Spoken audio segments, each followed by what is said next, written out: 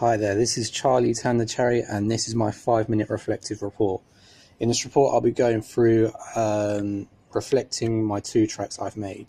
So my first track was a drum and bass track, which is pretty much my comfort zone. That's a genre I produce regularly. So that was where my real expertise were at. And my other track was an ambient variant of a track I made for a film scene. This variant didn't include film with it. It was just raw audio, so I didn't have to match sounds to pictures or anything, which is what I wanted to do, because I had loads of ideas for that, which I never got to use. Anyhow, for track A, my drum and bass track, my pad was sampled from a track called J Magic Melancholy. I sampled it using the EXS24, and I used the EXS24 loop function, so if I hold the note down, it doesn't cut off. It will just loop itself, and I matched it so that that it will line up cleanly. So if you hold it down, you won't hear where it loops back. It just sounds like one long note. I adjusted the pitch using the EXS24, so it was in key, and I used the metering function so I could see like when it was in the green, so I knew it was in key. I added some exciters on the mid-range and high range to add thickness and sparkle, because it was kind of lacking first time around. Also added some compression to sort of boost it a bit, like using the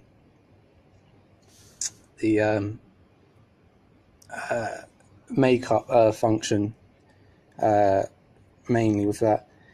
And because I wanted to control mid-range frequencies, because when it would go through the cutoff filter, which I had automated, it could get quite loud when it was like halfway through being cut off, so that helped control it a bit.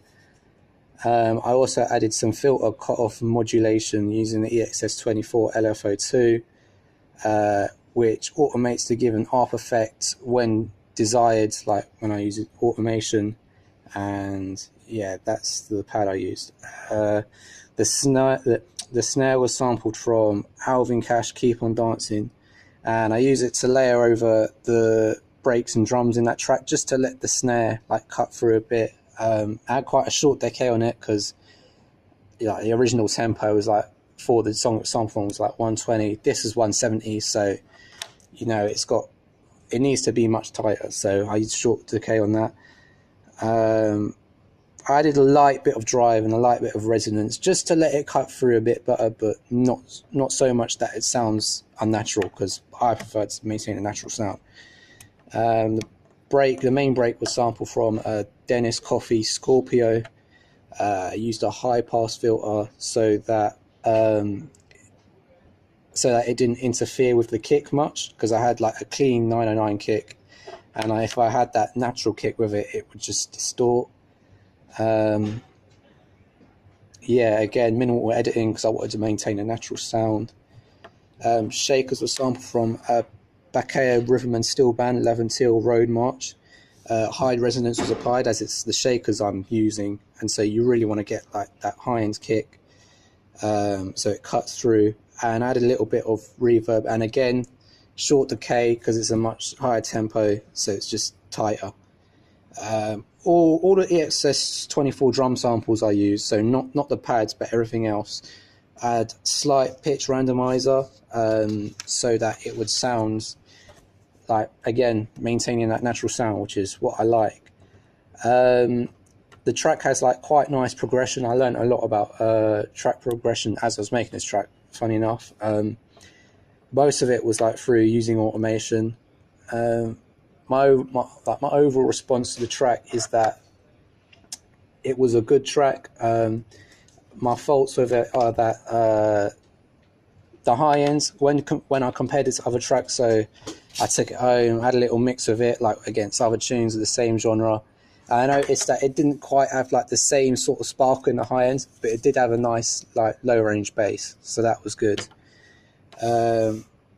Now my other track, my ambient track, this is a genre that I don't produce at all, so this is completely new to me. So it's not anywhere near as detailed as like my D&B track.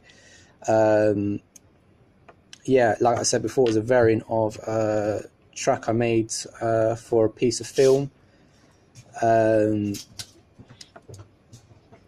This track was very ambient, so I used I used pretty much alchemy for basically the whole thing. And yeah, this is pretty much an all synthetic track, apart from I think it's 909 samples I use. Some of them are samples, but everything else there, well, pretty much everything else was not EXS21, alchemy or built-in Logic samples.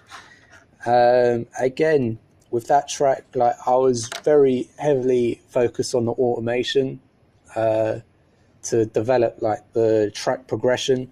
Like, I kept it quite minimal, partly because like I said before, it's not something I'm much of an expert in, so it's new to me, so I couldn't quite go into as much detail. Like, that's something that could be improved if I had like more effects on there and just sort of had like more know-how in like knowing how to make ambient tracks, because like, being a dance music producer, I'm used to like having to have everything hitting on 0 all the time, and being ambient, you don't want that. Like, you want the dynamics, so that was new to me.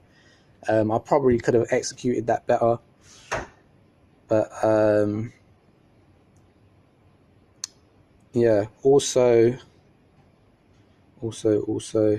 oh yeah, I did have some drums in that ambient track. Like, I had like a little sort of bass kick. It's kind of like a 808 bass kick. It was just there gently. It was very hard to mix that in when it's like when you're working with an ambient track, because you don't really have a reference point.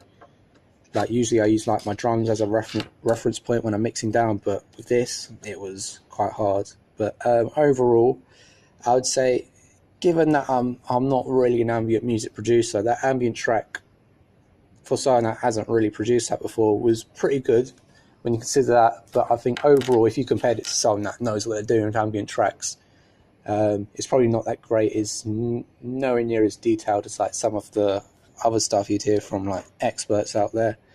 But in the future, for that track, if I was to do an ambient track in the future, I'd try and play more with reverbs, and I played with automation a bit already, but I think reverb's the main thing, because being ambient, you